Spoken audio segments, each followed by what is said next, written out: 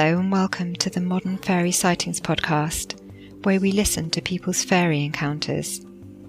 But take heed, we're not talking about winged Tinkerbells here. These are real fairies, real encounters that took people like you and I by surprise. Stay a while and hear their stories. My name is Jo Hickey Hall, and I'm a folklore researcher.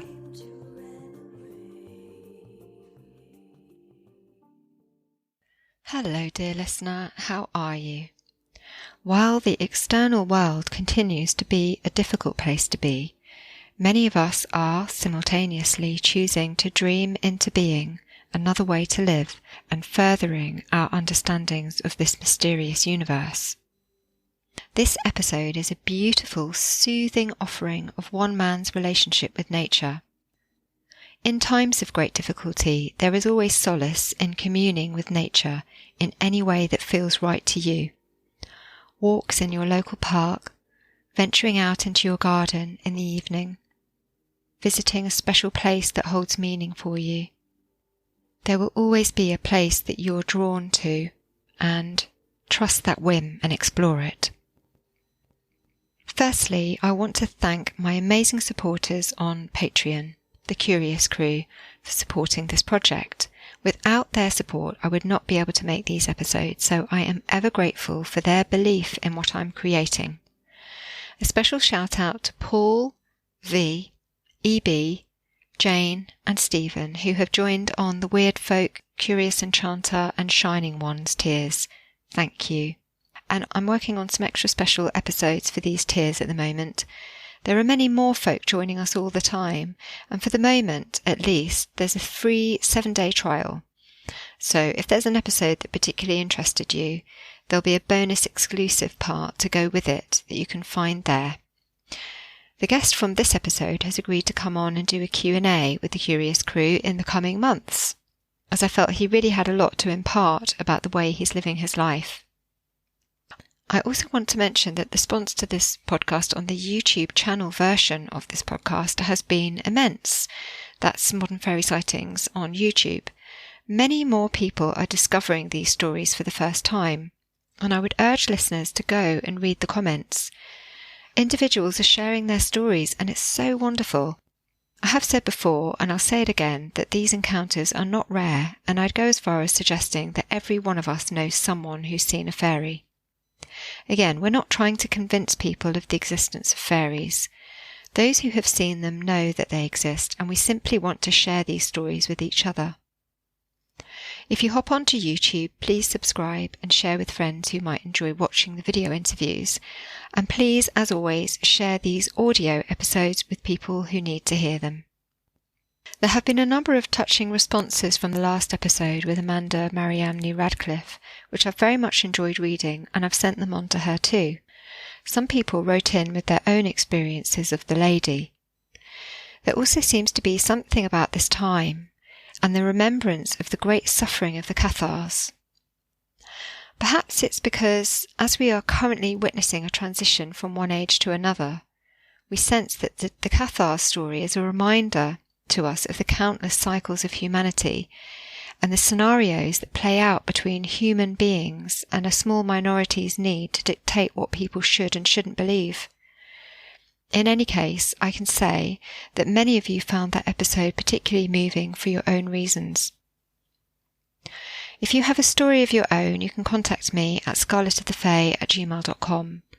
I also offer healing appointments when I get time, and you can find details of that at scarletofthefae.com. In the bonus episode, I share some similar accounts with what appear to be tree folk or some kind of shape-shifting gnomes that closely associate with trees. I hope you enjoy this episode, as for me, it encapsulates the sort of reciprocal relationship that we can develop with a natural environment. Further on in the episode, our guest recalls an outing to another location where he sensed danger and a strong message that he should leave immediately. Many of us have felt these instinctive messages when out in the wilds. Now, I just want to add a quick word about mushrooms. So I don't advise anybody to go mushroom hunting. if you don't know what you're doing, go with somebody that is a professional that can ID correctly, an actual professionally qualified person. One of the mushrooms that Paul described was like a fly agaric, but brown. Now, I mentioned I thought that these might be poisonous when we had our kind of bonus chat at the end. These mushrooms are called, if they are these ones, they're called panther caps. They look just like fly agarics, the ones that you see in all the storybooks, the beautiful red with the white spots on, except they're brown. If they are panther caps, Amanita pantherina, these are poisonous. They have similar toxins to fly agaric, and it can be fatal in rare cases. So I wanted to make that clear, that some mushrooms are poisonous, and don't just go picking mushrooms willy-nilly, because some of them can kill, and you need to know what you are doing. It is not worth taking a chance. Enjoy. Time to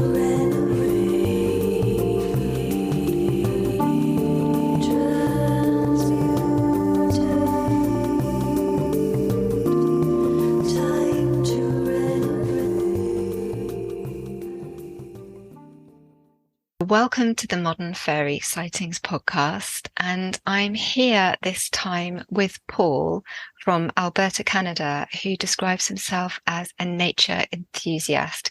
We've just had a wonderful chat about Paul's garden and cats and our ever kind of worrying situation, well, my worrying situation with having a cat, and then, being worried about the wildlife because our cat goes outside. Anyway, welcome, yes. Paul, and thank you for joining me. Yeah, no, I'm really excited to be here and talk to like-minded people about our experiences. Yeah, this is it, because you contacted me some time ago and we were talking about an experience that you'd had, which, as we've just been sort of chatting beforehand, is very close to my heart, because the type of being, without saying too much about it at the moment, the type of being that you saw is something that I also saw quite a number of years ago now. And I've spoken to other people who've seen these beings, and I'm particularly interested in these beings. But you've had a number of lovely experiences. So yeah, just start wherever you like by telling us what you'd like to about the encounters that you'd had.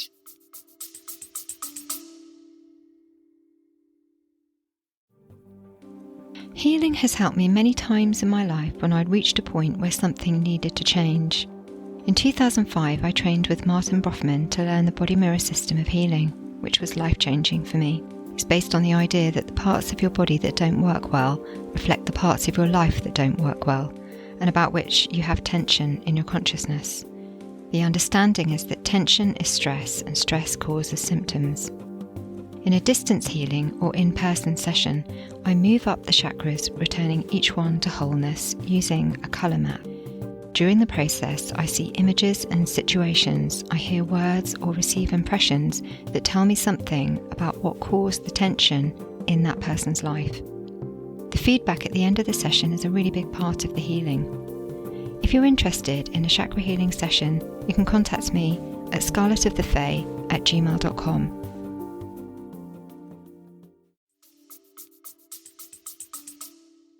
Absolutely. So I guess the main story here is the being that I've seen. To give a little background, the place where we saw it is in Alberta, near an area called Pigeon Lake. So a lot of sand hills, a lot of wetlands around that area.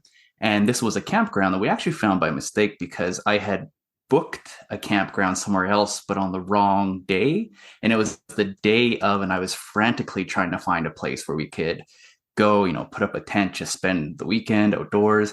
And I came across this place that was amazing. We got there and it was in the middle of a forest, lots of birch trees everywhere, a little bit of evergreen, but mostly birch and poplar. And this area was actually really nice because a forest fire had gone through at some point, and it has since regrown in, but there was a lot of wetlands surrounding it. So all the forest floor was covered with just moss and mushrooms and beautiful, birch trees golden in the fall. So we were there in the summer, and we were amazed by it. We go into the back trails, and there's these little trails all along, and there's mounds that look like little houses all over the place, just covered in moss, sticks and logs everywhere. Like when you think of an enchanted forest, this was it. Just beautiful, especially when the sunlight would come through. So we're like, we have to come back to this place. And around this time, this was, I'd say, I think maybe like 5 years ago, maybe more. I was just really getting into more of I guess, a pagan side of things, more of a magical side, looking into that, just thinking about the seasons and energies and all this good stuff.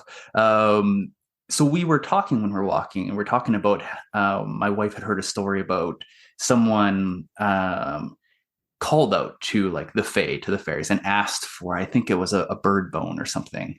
And he was presented with it. And the story was kind of talking about, he didn't take it, I think was what it was. And then bad stuff happened to him, essentially, where he asked for something, he was given this gift, and then he refused it. And so we were just talking about, how, yeah, maybe you shouldn't kind of mess around with that stuff. And it was around that same time, while we're walking on this path, on one of these mossy mounds, there was a deer jawbone, perfectly like picked clean, this bone.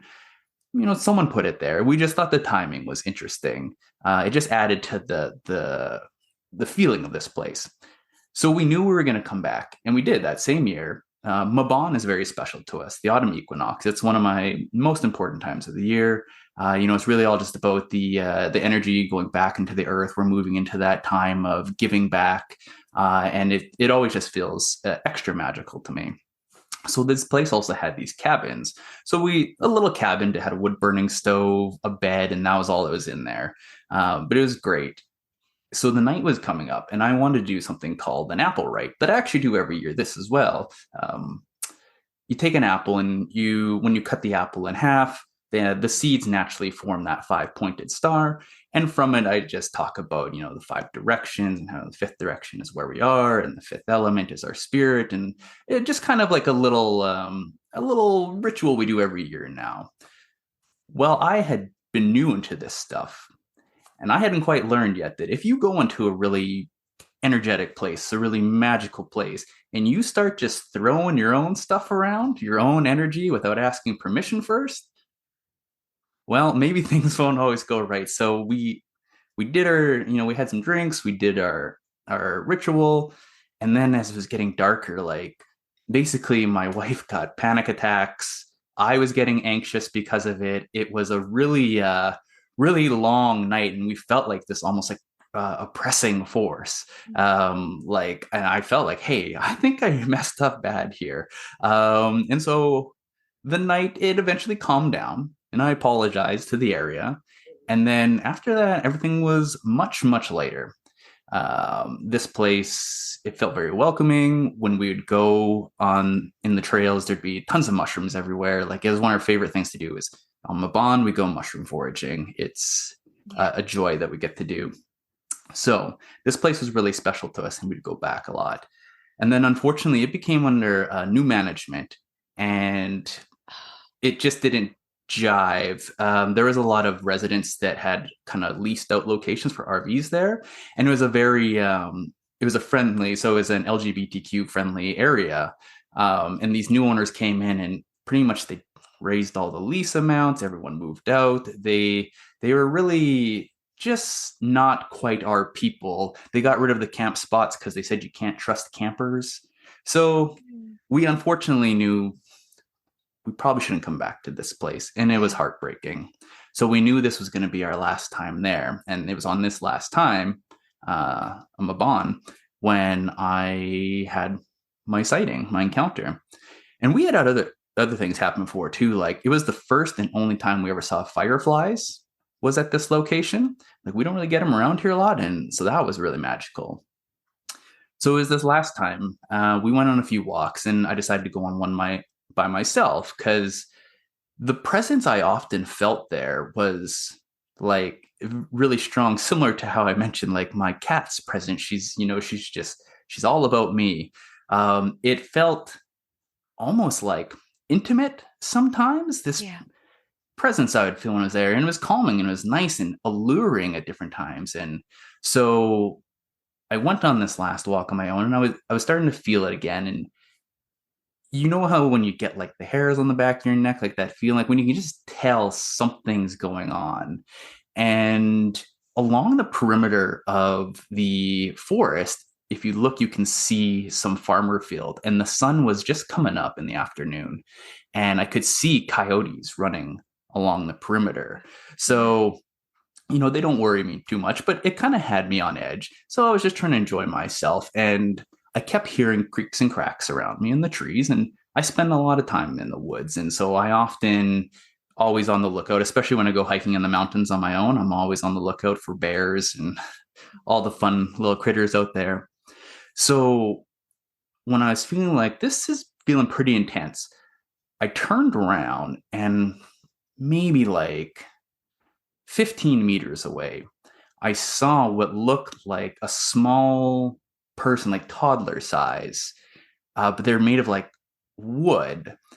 And I had to like blink a little bit because I thought, my eyes are just playing tricks on me. Like, what am I seeing? And it looked like it was behind a tree, like it was peeking out around this tree. It wasn't really moving when I saw it, but its head seemed disproportionately large and really flat nose and almost no eyes. And as I was looking at it, I was asking myself, am I actually seeing this, or am I just seeing something that looks like this? And as I mentioned, I spend a lot of time in the woods. I go hiking on my own a lot, and there's been a lot of times when I've seen things and I think it's a bear or I think it's a deer, and it turns out to be nothing. Mm-hmm. But this wasn't fading, and it wasn't until I blinked again and I started to walk towards it that it seemed like it shifted and the light changed. And so I walked right up to it, and as I walked, it seemed like it just like turned into the tree. Yeah. Is the best way I can describe it. Mm. And so I looked at how the light was coming in and I thought maybe I was seeing just, things lining up. So I walked back to where I was, but I couldn't see it anymore. And it didn't feel like I saw something that wasn't there. It was the shape of a person, like I said, except this disproportionate, and it was all wood. And it seemed to just blend into the wood as soon as I noticed it and started to walk towards it. So it left me kind of uneasy because, it's not something I was expecting to see. So I decided I would head out back to our campground. And as I was walking back, again, I got this feeling of something just kind of watching me, and I was getting closer. And then I heard a snap in the bushes beside me, and a grouse comes flying out in front of me, and it goes off to my right. And as soon as I turn my head to the right, something goes crashing through the trees. It sounds like a deer. If you've ever heard a deer go skipping off the trees, but the trees are really narrow here. And when I was looking at, like, I couldn't see any deer, but I could hear the crashing going off. So it sounded like something went running off into the trees. And I feel like maybe this grouse was trying to distract you. I don't know. It definitely seemed that way. And so by that point, I was like, okay, I'm done. I'm going out. I got back to the campsite, and I like said to my wife, I'm like, I think I just saw a small person in the woods. And, to this day, I even ask myself, was I just seeing, am I just telling myself I saw it? But, it was real. Like, I saw the face and everything, like, and it really changed my outlook on so much of this stuff. To just think that I might not know what it is I saw, but I saw something, and I know it was connected to these energies of nature in the woods. Yeah. Yeah. Do you think it had a message for you? What was the kind of feeling behind it when you met it? If it was only you said it didn't really have eyes to speak of, but was it facing towards you? Do you feel like you were kind of facing each other in any way? Yeah, like it looked like it was looking around the tree. Like it was definitely felt like it was connecting with me. And one of the only things I can think of is I felt like I did make a connection with some sort of energy in this place over the years I've been there. And, I was saying goodbye to it, and maybe it was saying goodbye to me. And it's interesting. Like I go out in the woods a lot, and I don't usually take things from the woods very often. And if I do, I often think about it a lot before I do. I give an offering of tobacco. Um, but when we were going on one of the walks, there was a fallen birch tree, and there is a tinder hoof. I actually have it right here still, a tinder hoof fungus. And as soon as I saw it, I went for it and I just grabbed it. I took it off the tree and I grabbed it. And even as I did that, I was like, that is very unlike me to do. But I felt like this wanted to be with me, and now I keep it here, and it reminds me of the spirit of this place that I spent a lot of magical times and had this encounter that honestly is going to stick with me for the rest of my life.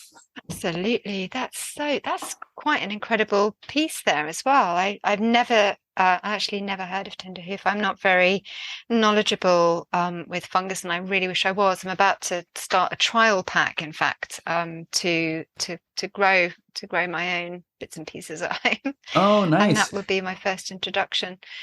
But I mean, have you ever sat and meditated with it to see if you can connect back in with the wood? Yeah, and actually, there's a number of times when I'm sitting and just meditating, relaxing, I'll hold it. It feels like it fits so perfectly in my hands, and just uh, the smoothness and the softness of it, just everything about it, its weight and its solidness, like it takes me right back to that place. And Mm. when I was saying we joke about my cat being a nature spirit turned into a cat, we often joke that perhaps that spirit followed me here because it was the October after that September that Marcy came into our life, when she Oh, kind of just sprouted up under the most magical place in my yard. So, oh my goodness, that's a lovely thought to have. Yeah, absolutely. Because there are so many aspects to that story. The fact that I think, as you say, excuse me, our relationship with the landscape is so important. And if we develop some kind of relationship with an environment, it it definitely has the potential to then leave a space for some kind of communion to take place. I firmly believe that. I've experienced that myself. I see it in other people's experiences as well, that there was some kind of relationship there. So we can either see these beings as the genius loci, um, or just some kind of representation of nature in that place. And, we can look at the fact that it was August. So again, kind of that liminal time, slipping in from summer into autumn.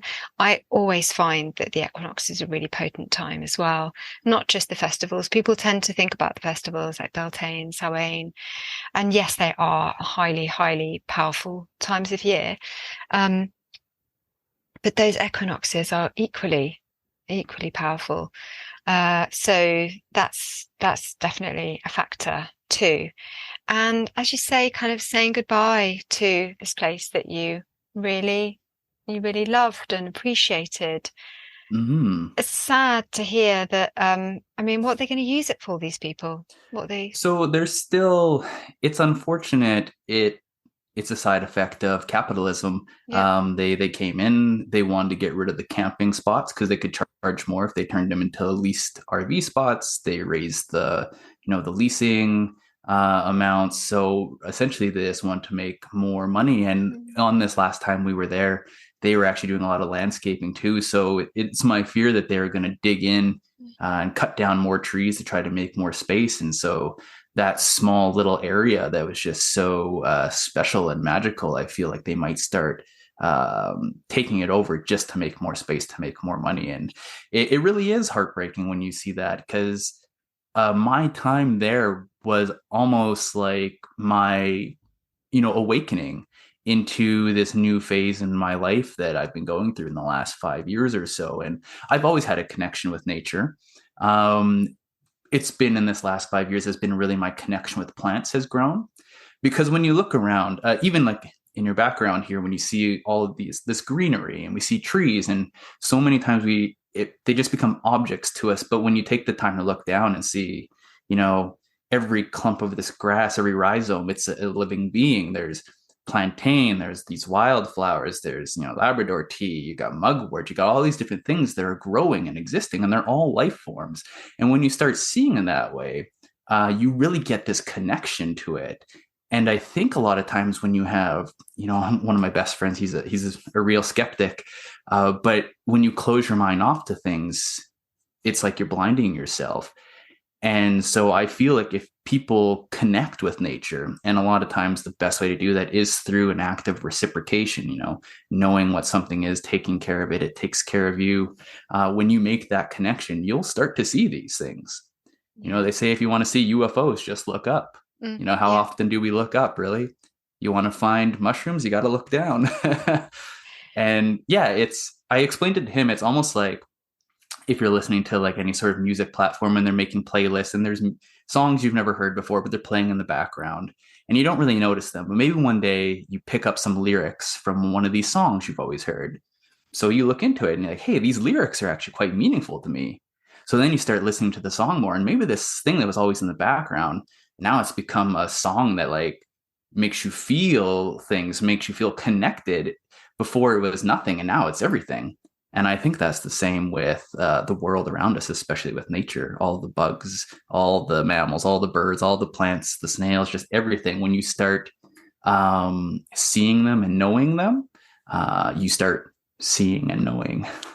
Oh my goodness. Thank you. That's absolutely beautiful. And yes, and it kind of makes me feel sad that we don't. I mean, I think it's kind of improving. I know there's I know an amazing primary school teacher, Maz, if she's watching. I love her very much. She does this. She brings nature in for the children and she teaches them. And she's always done that. These are kind of like 3-4-year-olds. And there are lots and lots of teachers like that. But you're absolutely right. It's what we're about as human beings. And what you were saying about this reciprocal nature, I totally agree. I did go fly agaric hunting with a friend of mine, Paolo Summit, and we went to this forest that's kind of, he lives slightly further away, so we kind of met somewhere in this pine wood, and we were walking around, and we knew that there would be lots of, he'd been there before, I'd never been there before, but he knew there were lots of mushrooms there. And at one point, we went through a part of the wood that to me felt like a doorway. It just had a sense to it. And I said, just hold here a second. Can we make an offering? I feel like this is a really special place that we're in right now. And I'd like to do a little ritual here and give an offering and say thank you. And so this is what we did. And after, because I poured a libation and said a few words, etc., afterwards we suddenly looked around and there were all these mushrooms there that we hadn't noticed before we left the offering.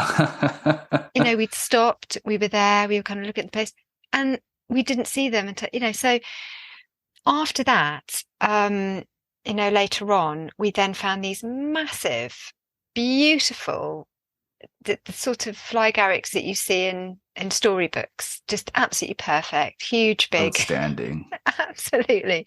And so, he brought a few of those home, but that was really noticeable to me what had happened there, and there's no mistaking it, really, that feeling. And I guess a bit like the feeling that you had when you had the sounds in the forest, and then this the pheasant. Did you say it was a pheasant appeared through? It seemed like it was a grouse or a pheasant. One of them. It moved pretty quickly. We got a lot of grouse around here. Yeah. So I mean, for some people, and I know it was like this for me, there's a kind of mischievous nature to fairies. And after I saw my being, that's what happened to us. There was somebody I knew it was this being because you couldn't see anybody, but it was this being to the left of us in the long grass, walking at the same pace as us. And when my husband started picking up his pace, it picked up its pace, and then he started running, and this is the kind of thing. It is quite cheeky. It's very fairy energy, as from my point of view anyway. It feels like that to me. And wouldn't it be lovely if this fungus that you've brought home is your way of connecting back in? Do you know what properties that fungus has? What does it do for people in the body? So I can't recall. I think what it does for the body, I think it might have some antiseptic properties, but one of the reasons it's called tinder hoof is it looks like a hoof, and it's great for fire starting. In fact, if you're ever out in the woods and you really need some fire starter, it grows on most birch trees and poplars, and it is a great source of fire starters. So it gives us warmth and light. So it definitely just, it really connects me to that area. And you talked about the mushrooms. Only once we ever found fly agaric. It was a golden variety, so we've yet to find the red ones. But it was also on Mabon on when we had to find a new place.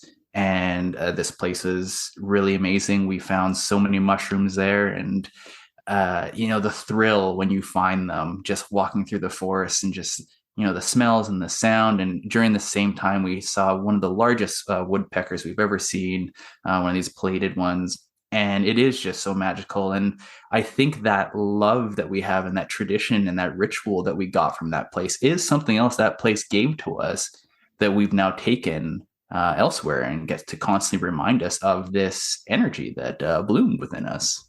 That is very much a gift. Yeah. And what a gift to have, the gift of warmth and light when you're just going into the darker months as well. That's very fitting, I think, isn't it? It really is. Lovely. Now, there's it's when you mentioned about the cheekiness of them, of these fairy beings. So we had some different things here at our house happen, and my son, bless him, but one time he said he invited fairies into his room. He made a little bed for them and everything, and he put out, I can't remember, some sort of treat for them. And I didn't even really realize this. And then I came across it one day, and I was like, oh, what's this? And he's like, oh, it's for the fairies. And even a little sign for it. And I was like, oh yeah, hey, that's cool and all, but you just got to be careful if you're inviting things into the house. So we had a few odd occurrences around the house, but my wife experienced something very interesting when she was in his room. She was grabbing something. His bed's often a mess, and his blanket was a mess, and she said she saw something underneath the covers moving, as if it was maybe like a mouse or something. She stared at it for a while, and she thought maybe it was the cat, but she lifts the blankets and there's nothing there. There's no mouse, no cat. So something small was moving around in his bed, and especially under his bed is where he said he made an area for them. And so we asked politely if anything could move to the garden, move to the yard, and just odd things here and there. Some people might chalk it up to just randomness, maybe ghosts. We had a whistle happen one time. My wife and me were sitting at the table, and she was asking me, oh, how old is your mom turning this year? And I said 70. And then from in between, I says,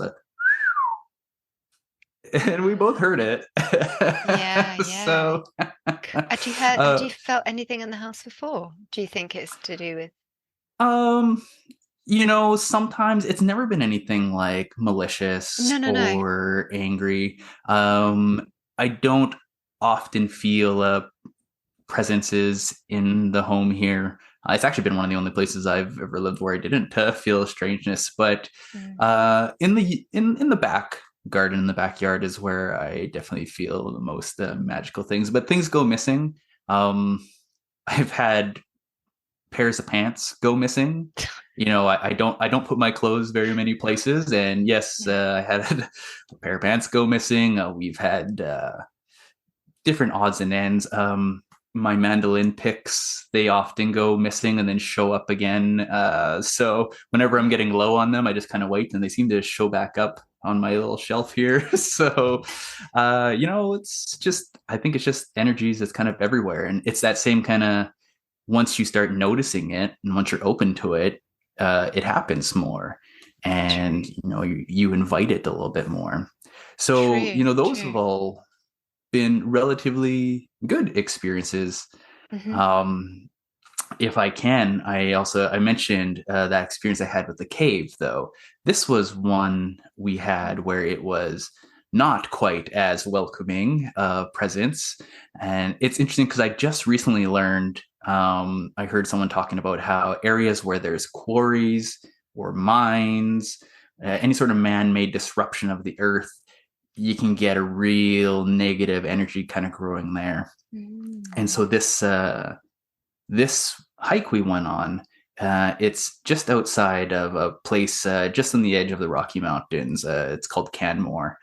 And this cave we heard about, apparently it was a bunker that was made during the Cold War and was supposed to be like an underground bunker where they're just going to keep documents and things like that. And so they made this cave system in the mountainside. Goodness. But it turned out there was too much moisture and never really worked out, so it got abandoned. So you can take this trail up to it now, and you kind of have to know about it because there's a main trail that takes you up to these waterfalls, but you got to know about the other trail that takes you up to the cave. So we thought, hey, let's go and do this trail. It was the very beginning of April, so there's still some ice and snow around. So you could hear like our feet crunching in the snow every now and then. And right from the get-go, I got kind of an uneasy feeling about this. We're in the mountains frequently, and I'm pretty comfortable with them. I go hiking myself around there, so you're wary of animals. There's a lot of bears. I've come across a lot of bears and a wolf one time.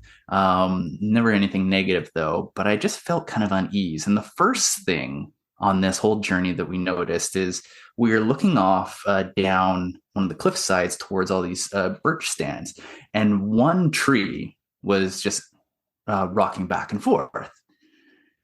Now that happens sometimes from wind, but we just found it very odd that it wasn't windy and this one tree was rocking back and forth. Whatever, weird things happen. So we continued on the trail, and it's a lovely trail. So we finally get up to the cave, and this was probably the first time in my adult life that I felt fear. I didn't want to go in this cave at all.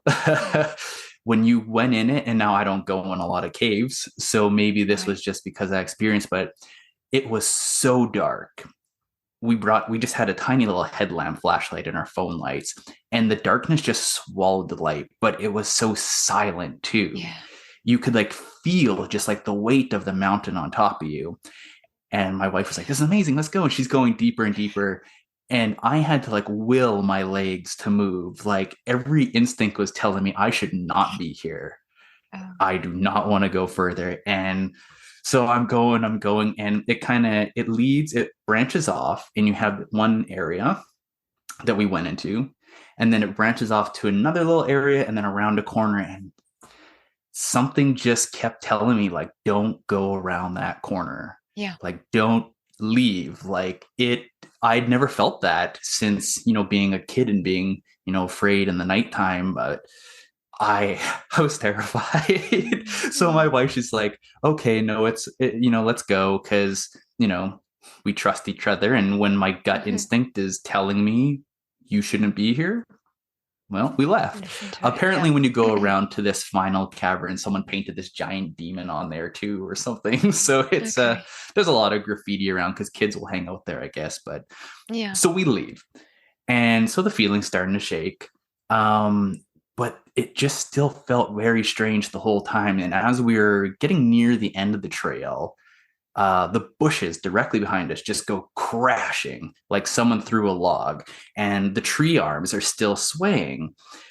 And so we're like, what was that? I was seeing maybe a tree was held down by a log, and I was trying to recreate what might have done this. Mm-hmm. When a squirrel jumps through a tree, you make a noise, you hear it.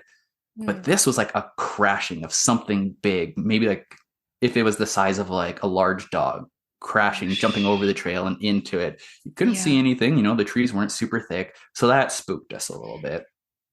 But again, you just kind of chalk it up. Hey, this just happened. So we keep walking. And as I mentioned, there's still some ice on the ground. And from behind us, we heard like the crunch of the ice.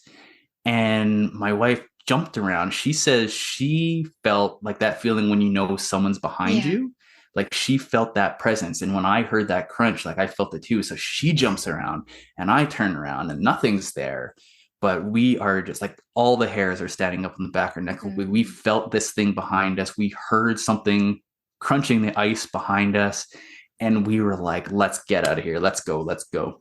And so we finish the trail crosses kind of a bit of an area that's kind of like not quite the quarry, but where they tore apart a lot of the mountainside as well. And as soon as we crossed that line, like this feeling went away. Like it was almost like something was like, it was a final like, yeah, and stay out, like it was pushing us to leave. And that was probably the most negative time I had ever spent in the woods.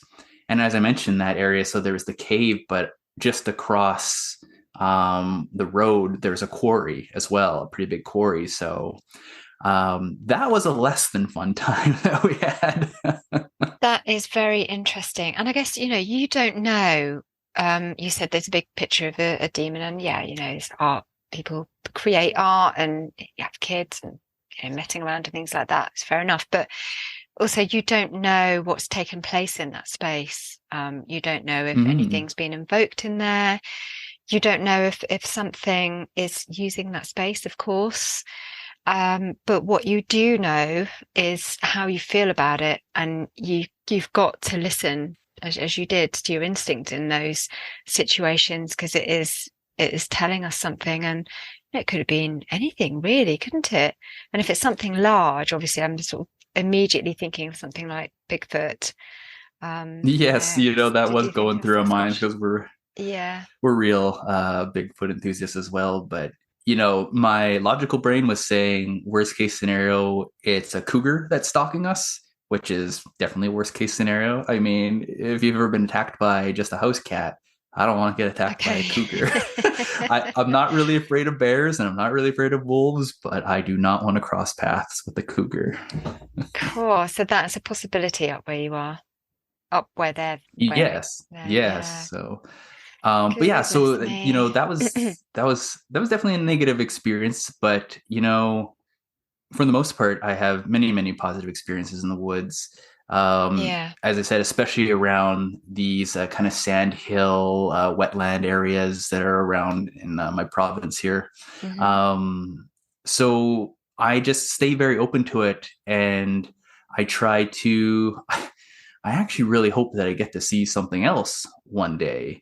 I'm firm in my beliefs. I'm firm in my, energies and the power that I have to affect the world. And it does feel like if you could see something again and know that it wasn't just a trick of your mind or, a heightened state of this or that, like if you could just see it, not because I want to show the world, but because I want to show myself that, yes, this connection I'm having is real and founded.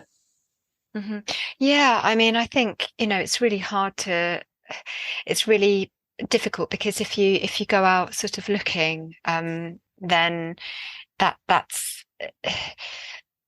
it's hard. It seems to be harder. What tends to happen is, you'll be minding your own business, doing something else, and then something will happen. But it seems to me that your third eye is very open, if that's what we see these beings with, which that's the kind of the way that I'm thinking about things. And I don't know, because I don't have the answers, but for me, that makes the most sense to me.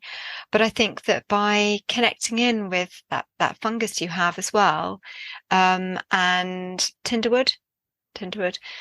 Tinderhoof. Tinderhoof. Yes. I think that, you know, by connecting in with that and meditating and just practicing connecting, I think that you know, things may just happen naturally anyway. Did you find, you know, when the cave encounter happened, was there stuff going, not with, you know, I'm not asking you to go into any kind of personal details, but was there things happening in your life at that time that might have that might have explained Um, that at all? Not well, actually. So we were out there because we were celebrating my 30th birthday had just happened. Okay. So, that was a transition in my life. Mm, Um, all in all, that whole trip it was amazing. It was one of the first trips we had where it's just me and my wife again. yeah. Kids stayed at grandma's, so we had Yeah. a week to ourselves. And it was actually, yeah, there wasn't too much negatively going on in my life. No. So I think it was just a case of, we stumbled in somewhere where something just maybe that day just wasn't in the mood. It didn't want us Possibly. there. Um, it was really hard to say. Yeah. Maybe it doesn't Yeah. want anyone there. Like I said, you kind of have Hmm. to know that the trail exists. Mm. It's a little difficult to just stumble onto it. So maybe not too many people go there, and maybe the people that are going there are having similar experiences. Yeah, it would be interesting to find out, wouldn't it? And just touching back as well on your you were mentioning about your child as well. Um, so I mean, this it tends to these kind of abilities or openness to connection tend to run in families from what I am finding and from my own experience as well. And were they getting kind of nightmares or anything like that at the time, or talking to you about things that they'd seen? No, nothing like No. that. My youngest, my daughter, she has often had not quite sleep paralysis, maybe like waking dreams. Mm, And she says there are times where she feels like she's woken up because she is dropped onto her oh, bed, like yeah, she's been lifted and dropped. So yeah, not too much from the one who actually asked the fairies to come, right. but Because and of course, we make jokes of changelings and all that. yeah.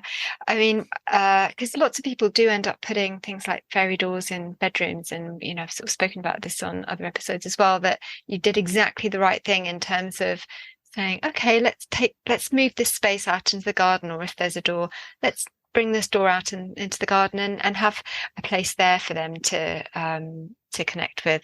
I know you know this. I'm kind of only saying it for other people that might be, you Yes. know, watching and listening and that might be thinking of, you know, creating something in bedrooms. You're absolutely right. Let's have somewhere safe outside Yeah, for yes. them to be, because as we've all learnt, it does bring activity into the house then. But Yeah. I mean, even when you were talking about the cave there, I could sense something in here. It's funny when I'm speaking to people about sort of slightly darker stuff, I always end up getting a lot of activity in here. Oh, So interesting. yeah, it doesn't usually happen with light. It's always the more kind of pokey stuff makes something around. So anyway, I always tend It's to your notice mindset that. is opening up to that feeling and that Yeah. that flow. That's Mm, a word we like to use a lot around here is the flow, whatever you want to call that. mm, Inspiration of Alwyn or of a god or a goddess. We just call it the flow, and we can tell when we're on the flow and we're not on the flow. And actually, a lot of like what you've been introducing your episodes with lately is talking about like not denying a lot of truth to ourselves and using this time. We're in this transition time, and I feel it, you must feel it, you talk about it a lot. sure. And it is a lot like on a river. You have to trust it and you have to just let go, because if you're trying to swim against it, you're not with the flow. And I find a Exactly. lot of times when this negativity is happening, it's when we're kind of out of sync and pushing against it. And around here, same thing. Like sometimes we think we see things out of the corners of our eyes, shadows. My son said one time he thought I was in the backyard because he saw someone walk, like a shadow walk across the yard, but I was in. So um, definitely, yeah, it seems we can open our mindset to that. Like you said, the more pokey stuff, and it becomes more prevalent. Definitely. And it's not to say that it's, we get these feelings. It's not to say that it's an evil energy or anything like that. It can just be, like you say, with nature, things can happen. Trees can fall down, or wind can damage properties, but it's not a purposeful thing. It's just, as you say, it's just nature doing its thing. And I guess sometimes it helps to know that side of it too. There's a richness in that too. It's not to say that it's a negative experience, even if we get a bit frightened of something. I think we're so quick to become very fearful of nature itself, aren't we? Unless it's kind of in a tied up in a pretty picture box type situation where there's always happy endings. Nature just is, and life just is. And I think that if we can kind of embrace that and, as you say, just kind of go with the flow with that, then we just seem to get on a lot better in life, really, I think. But it is hard, and I have been talking a lot about that recently, and I think we're all feeling it. I think we're all feeling yes. it in our own ways. But, yeah. So yeah, hearing that has definitely helped with making me take some extra steps in life right now, which has been really great. And honestly, just I've been able to really recharge my battery, just being able to, be out in the garden again. We unfortunately get a lot of winter where I'm from. So our growing season, 3 months if we're lucky. So there's a lot of darkness. So I spend the most time I can outside because that's when I feel the most connected, and kind of how I mentioned before, just I've really been growing this connection with plants. We make jokes that, you start getting older, suddenly start bird watching, you mushroom forage, but honestly, it's been amazing. And it ties back to that knowing things when you don't just see the birds as just objects that are in a screen of life. It's that's a Bohemian waxwing, there's a robin, there's a purple finch. Like when you start to know, the world just comes so much alive, and it has to do with just everything. And so when you're open to it, it makes the world so much of a better place. It really does. Thank you, and thanks for that reminder. I'm very inspired by the way that you're living your life, and it sounds idyllic. Thank you. Yes. Thank you so much for sharing your experiences, and keep me posted. I'd love to know what happens to that space, whether, I don't know, could the community kind of rise up and ask whatever the equivalent of your local council is to do something about protecting it, or is that just not? I'm not really sure. It's something we've been meaning to check in there. We're like, hey, maybe we should just sneak in one day. They'll camp out near the area, then go and check out the area to see how it's going. But I think that just it's such a strong energy there that maybe even if they had plans to tear down all those forest paths, that something in them would stop them, because they'd realize just what a beautiful resource it is. And we hope so, and there's many like that around. So sometimes if something gets taken away, you just got to persevere and trust in the flow. Yes, let's do that. I join with you in that. And okay. This has been really great. Thanks for having me on. Like I said, I always love talking to people that are of like mindset, and I hope that the rest of the summer treats you really well. Yes, you too. Enjoy where you are too, and do keep me posted on your experiences out there and how it's all going. Yes, absolutely. I'll have to send you some pictures of the pond as well. I would love to see that, and your enclosure as well. I'm really interested in that. So just a recap that we were talking about cats and how it's hard because we love having cats, but then they go and kill wildlife. So an enclosure is a good way of meeting everybody's needs and Absolutely. Yeah, if you're privileged enough to have the space, then get those critters out there in the safest manner possible. True. Okay. All right. Thanks. And speak soon then. Thank you very much. All right. You have a good one. Bye. Time to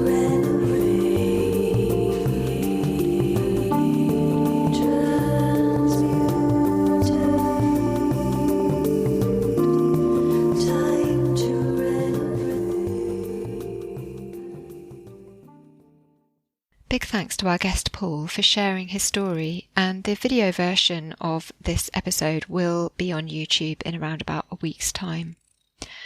I really enjoyed hearing the way he described his intimate relationship with the environment. His encounter is very interesting, as it's similar to that of many people that I speak to when they wonder to themselves, did I just see that or did I make it up? Some of the giveaways that you have had an encounter are the physical responses in your body. Paul describes the hair standing up on the back of his neck and the innate sense that something was going on. Even though he was used to the wild creatures of the forests, coyotes and bears, he recognized this feeling as something else and that it felt more intense than what he was used to experiencing. It was unknown to him. When he sees the being, and I'm calling these tree folk as I don't have any particular reference for them, although they sound connected with the tree or the wood area itself, he blinks and asks himself, am I actually seeing this? Many of us can recognise this feeling from our own encounters. Initially, he's just enjoying the moment and communing with the space when he first enters the forest and he's walking around. So he's relating to it perhaps on its own terms, if you will. In these sorts of circumstances, you start to feel yourself as part of that place and you start to relax. But when in this natural relaxed state he notices the being, his mind kicks in and questions, and it disappears before his eyes. It's like he's jumped back into his mind, and from that place he can no longer perceive it in its natural state. Afterwards he goes back to test whether it's the light, but deep inside he knows something has taken place and returns to share that moment with his wife. I thought it was great that the tinderhoof fungus was the perfect size for his hands. It's like a beautiful coincidence, and of course we know that there are no such things as coincidences. Paul's other experience is interesting too. As a flip side to the beauty and wonder we can feel somewhere, we can also appreciate those times when we enter into a space where we are either not welcome or it is not safe to be there for some reason. We can't explain it or put it into words sometimes, but it's an undeniable knowingness. Paul said that every instinct told him he should not be there. It might not make sense outwardly, but you must act upon feelings like that every time. There's a difference between general anxiety and constant fear and the sort of awareness that descends and makes itself known in your body when you encounter a space like this. It's animalistic. Trust it. You have all the answers within you. Paul and his wife have a close relationship, and when he said he needed to leave, she immediately responded and trusted his instincts alongside him. My ears pricked up at the point where he said he hadn't felt like that since being a kid. I guess perhaps a sense of that vulnerability of being at the mercy of a world that you don't yet have experience of, as you do as a child. The aspect of the tree changing form is also fascinating. A similar shapeshift took place in episode 51, the Brazilian Ent. There are many other encounters where the being has an ability to shapeshift. If you'd like to hear more of these, I read some similar modern-day accounts in the bonus episode related to this episode. You'll find that on Patreon. In his book, The Secret Commonwealth, written in 1692, the Reverend Robert Kirk himself described the good people, as they are sometimes called, as having light changeable bodies that are so pliable through the subtleties of the spirits that agitate them, that they can make them appear and disappear at pleasure. And later, William Butler Yeats noted that many poets and all mystic and occult writers in all ages and countries have declared that behind the visible are chains on chains of conscious beings who are not of heaven but of the earth, who have no inherent form but change according to their whim or the mind that sees them. If it is our own mind that changes and effectively blocks our ability to see them, then it follows that we should be able to reverse that and open our minds. Of course, there are ways in which we can alter our mind states, and they do include plant medicines, but a tried and tested, freely available way is through meditation. It doesn't need to be an eyes-closed traditional method of meditation, but simply try focusing on the beauty of a tree, the busy goings-on of an insect, a bird's song, the breeze through your hair. Really sense into it, feel how your body responds. There really is beauty everywhere, and thresholds into the other world. But the means to open these doors are ultimately within you. In order to unlock these, you must first know yourself. That's the first step on this path. And there are many others who are walking this same journey at the moment, and we build in ever greater numbers. Step forward with an open heart, and always remain curious.